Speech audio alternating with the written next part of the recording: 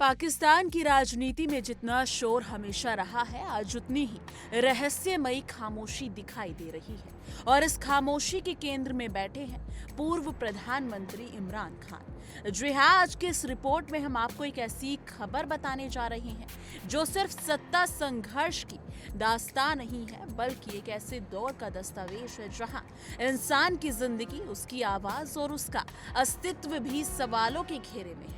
रावलपिंडी की अदियाला जेल एक ऐसा स्थान जो पहले भी चर्चा में रहा है, लेकिन इस बार इसकी हर दीवार, हर कोना और हर दरवाजा किसी अनजाने सच को छिपाने जैसा महसूस हो रहा है।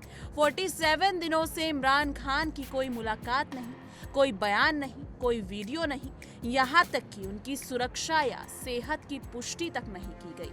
विपक्ष तो छोड़िए, उनके अपने परिवार तक को ये पता नहीं कि इमरान खान किस हालत में है। और इसकी अनिश्चितता ने पाकिस्तान ही नहीं बल्कि पूरी दुनिया में बेचैनी पैदा कर दी है। इमरान खान के बेटे कासिम और सुलेमान ने जो दावे किए हैं वो सिर्फ दुख या गुस्से में दिए गए बयान नहीं लगते, बल्कि एक गहरे भय की आवाज है। उनका कहना है कि उनके पिता को एक ब्लैकआउट में रखा गया है, एक ऐसा ब्लैकआउट जिसमें ना आवाज बाहर आ सकती है और ना ही जानकारी अंदर जा सकती है। उनका आरोप है कि इमरान खान को एक डेथ सेल में रखा गया है जहां रोशनी तक सीमित नहीं होती। बाहरी दुनिया तक पहुंचना तो बहुत दूर की बात है। वो बताते हैं कि ना तो कोर्ट के आदेश लागू किए जा रहे हैं, ना ही परिवार को मिलने दिया जा रहा है। इमेजिन कीजिए एक ऐसा देश जहां अदालत कहती है कि परिवार को सप्ताह में एक बार मिलने की इजाजत दी जाएगी और जेल प्रशासन शांत, स्थिर और बिना किसी स्पष्टीकरण के उस आदेश को धूल चटा देता है। ये सिर्फ एक नेता की हिरासत नहीं, बल्कि एक लोकतंत्र की पारदर्शिता पर सवाल है। पाकिस्तान की सरकार और सेना प्रमुख जनरल आसिम मुनीर की चुप्पी इस रहस्य को और गहरा रही है। पिछले 3 हफ्तों में एक ही आधिकारिक प्रमाण सामने नहीं आया है जो ये दिखा सके कि इमरान खान सुरक्षित है। आवाम अफवाहों के तूफान में बह रही है। कोई कहता है कि इमरान खान गंभीर रूप से बीमार है, कोई कहता है कि उन्हें किसी अज्ञात स्थान पर ले जाया गया है, तो कोई फुसफुसाता है कि शायद हालात और भी बिगड़ चुके हैं।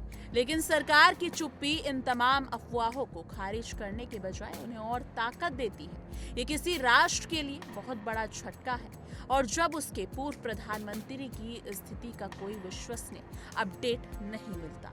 लोकतंत्र का एक मूल सिद्धांत यही तो है कि सत्ता जवाबदेह हो, लेकिन आज सवाल ये है, क्या जवाबदेही एक खास दरवाजे की सीमा के बाहर रह गई है? इमरान खान की पूर्व पत्नी और बेटे को मां जेमा गोल्ड स्मिथ ने भी सोशल मीडिया पर अपनी चिंता व्यक्त की है। वो लिखती हैं कि उनके बेटों को अपने पिता से बात तक नहीं करने दी जा रही है। ये डर, ये अनिश्चितता किसी भी परिवार को तोड़ सकती है। एक माँ की आवाज, एक पत्नी का दुख और बच्चों का डर, ये सब मिलकर ऐसी तस्वीर बनाते हैं जो सिर्फ राजनीतिक संकट की नहीं, बल्कि एक मानवीय त्रासदी की भी निशानी लगती है। सोचिए, 2 बेटे हर सुबह उठते हैं एक उम्मीद लेकर कि शायद आज कोई खबर मिलेगी, शायद आज सरकार कोई बयान देगी, but every day ends with more silence, more frustration and more questions.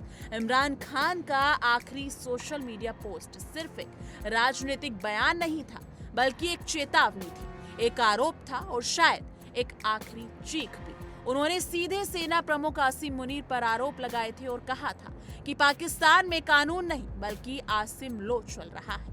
ये शब्द पाकिस्तान की राजनीति के लिए बेहद भारी थे। और फिर 5 नवंबर के बाद इमरान खान की आवाज गायब हो गई। एक दिन पहले वो अपनी बहन से मिले थे और उसके अगले ही दिन ऑनलाइन प्लेटफॉर्म पर वो पोस्ट डाली गई, और फिर एक गहरा, अजीब, डरावना सन्नाटा। ना कोई वीडियो, ना कोई कॉल, ना कोई स्टेटमेंट, कुछ भी नहीं। और यही से कहानी और रहस्यमयी हो जाती है। पाकिस्तान में ये चर्चा है कि इमरान खान को जानबूझकर एकांत में रखा गया है ताकि उन्हें मानसिक रूप से तोड़ा जा सके, उनके बेटे इसे मेंटल टॉर्चर कहते हैं। उनका दावा है कि 845 दिनों से उनके पिता कैद में हैं, लेकिन पिछले 6 हफ्ता उनसे किसी तरह का संपर्क पूरी तरह काट दिया गया है। सवाल उठता है कि इस वजह से एक नेता को, जिसने अंतर्राष्ट्रीय क्रिकेट से लेकर राजनीति तक देश का प्रतिनिधित्व किया, अचानक इस तरह से ब्लैकआउट में दबा दिया गया है। क्या वो इतना खतरनाक है या कोई और खतरा है जिसे छुपाया जा रहा है? दोस्तों, आज पाकिस्तान का हर नागरिक, हर घर, हर सोशल मीडिया यूजर सिर्फ एक ही सवाल पूछ रहा है, इमरान खान कहाँ है? लेकिन जितने जोर से सवाल पूछा जा रहा है, जवाब उतनी ही तेजी से दीवारों में गुम हो जाते हैं। ये स्थिति सिर्फ एक परिवार का संघर्ष नहीं, बल्कि एक पूरे देश के लोकतंत्र का इम्तिहान है। सच बाहर आएगा, लेकिन कब? ये सवाल उस समय सत्ता और सच्चाई तीनों से पूछा जा रहा है। अगर आप भी इस खबर के अपडेट चाहते हैं और मानना चाहते हैं कि जनता को सच जानने का अधिकार है, तो इस रिपोर्ट को शेयर कीजिए और कमेंट करके बताइए आपके अनुसार इस 47 दिनों की खामोशी के पीछे आखिर क्या कुछ छिपा हुआ है। आपको क्या लगता है? अपनी राय जरूर साझा कीजिएगा।